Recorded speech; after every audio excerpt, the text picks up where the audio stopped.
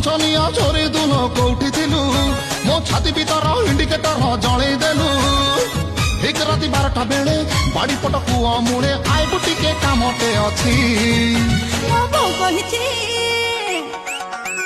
ବୋଉ କହିଛି ରାତିରେ ଗଲେ ମାରିବ ମହୁମାଛି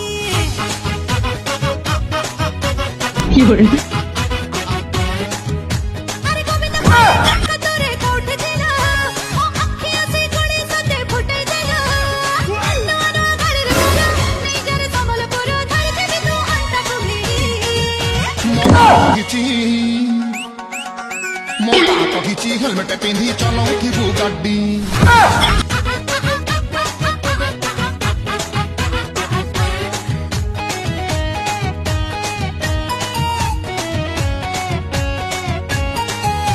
Bonk.